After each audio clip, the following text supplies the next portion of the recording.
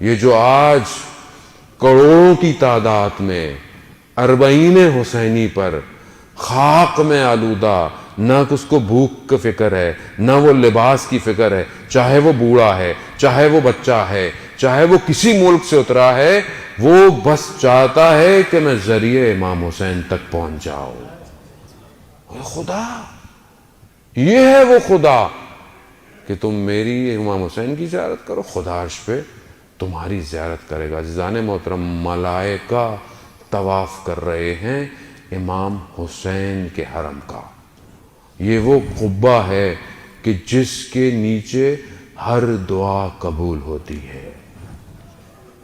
کوئی امام ہادی، امام نکی علیہ السلام، اللہم صلی علی محمد وآلہ، امام مریض ہیں تو امام نے شخص کو بھجوایا کہ ہمارے جد امام حسین کے قبے کے نیچے جا کر میرے لیے دعا کرو جا کر۔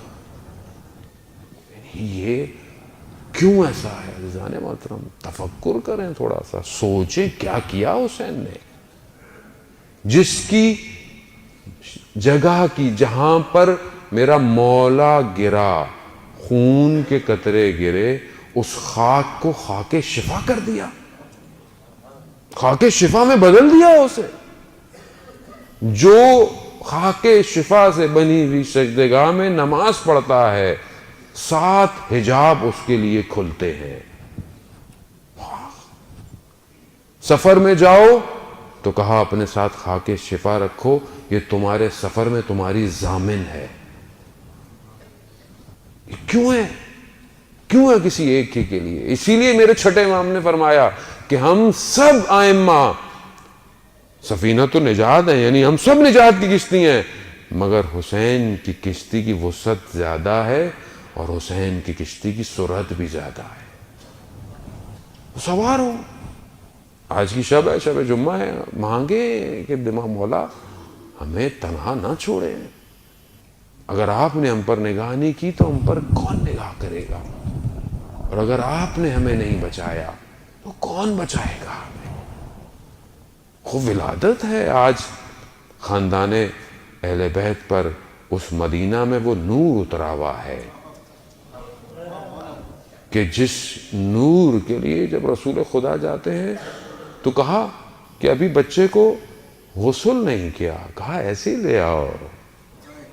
مغول وہ میر انیس کے کہ انشاءاللہ وقت ملا تو شعر پڑھوں گا، کہتے ہیں جو یہ تو طاہر اور اطہر ہے، اسے کسی طہارت کی کہاں ضرورت ہے؟ جس کا ذکر، جس پہ ذکر کر کر آنکھوں سے ایک قطرہ ٹپک جائے وہ خود طاہر ہو جاتا ہے۔ نہیں سمجھے عزیزان محترم؟ یعنی مچھر کے پر کے برابر اگر آنسو آنکھ میں آ جائے حسین کا ذکر سن کر تو جہنم کی آگ بھاگ جاتی ہے۔ خود کیسا ہوگا کہ جب رسول نے اپنی آغوش میں لیا ہوگا کہ وہ ایک ملائکہ جس کے کئی عرصے سے پر اس کی عقوبت کی وجہ سے ہٹے ہوئے تھے، وہ انتظار کر رہا تھا کئی سالوں سے کہ سیدہ کے گھر میں جھولے پر وہ ایک مولود آئے کہ جس کے جھولے سے بھی میرے پر ٹکرا گئے تو مجھے پرواز مل جائے گی۔ ملائکہ انتظار کر رہا ہے، میں کیا کر رہا ہوں؟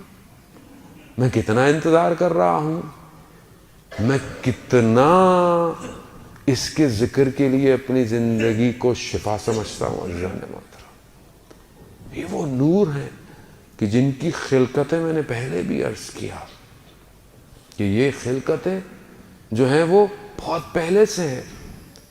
میں نے شاید عرض کیا، نہیں کیا، تکرار میں کوئی مسئلہ نہیں، کہ حبیب ابن مظاہر نے روز عاشورہ امام سے سوال پوچھا اور کہا میں اس لیے نہیں پوچھ رہا مولا کہ مجھے جان کا خطرہ ہے یا نہیں، مجھے پتا ہے، مجھے یقین ہے آپ پر، لیکن میں اپنی معرفت کے لیے پوچھ رہا ہوں۔ سلام ہو ان پر کہ جن کی جانیں خطروں میں تھی مگر پھر بھی آخری لمحے تک اپنی معرفتیں بڑھا رہے تھے۔ کہا مولا بس میں آپ سے یہ پوچھنا چاہتا ہوں کہ آپ جب اس دنیا میں نہیں آئے تھے تو کیا تھے؟ جب اس دنیا میں نہیں آئے تھے تو کیا تھے؟ تو زیارت جامع کبیرہ میں بھی ہم پڑھتے ہیں کہ جعل اللہ لکم کے پروردگار نے آپ کو نور قرار دیا عرش پر. تو میرا مولا ارشاد فرماتا ہے کہ جب ہم اس دنیا میں نہیں آئے تھے تو ہم عرش پر نور تھے. نور تھے، نور کی حالت میں تھے. عزیزان محترم، یہ خدا نے چاہا، خدا نے چاہا کہ میں پہچانا جاؤں. خدا چاہتا تھا، خدا کی چاہت ہے. جو چاہت خدا کی ہو اور وہ ہماری چاہت نہ بنے، یہ کیسے ہو سکتا ہے؟ خدا چاہتا تھا میں پہچانا جاؤں. خدا نے کہا میں نے نور محمد کو خلق کیا. اللہم صلی علی محمد وآل محمد. عزیزان، اس لیے ہم تھوڑا سا اپنی روایتی چیزوں سے باہر نکلیں، ان ہستیوں کو درک کریں. ایسے نہیں تھا کہ ہر کوئی شب عاشورہ کہہ رہا تھا کہ میں صبح جاؤں، وہ کہہ رہا تھا نہیں میں صبح جاؤں. وہ ہر خیمہ، ہر ماں اپنے بچے کو یہ کہہ رہی تھی کہ بیٹا صبح دیر نہ کرنا قربانی میں. کیوں؟ کیونکہ وہ جانتے تھے کہ جو حسین پر قربان ہوگا وہ تا قیامت باقی رہ جائے گا.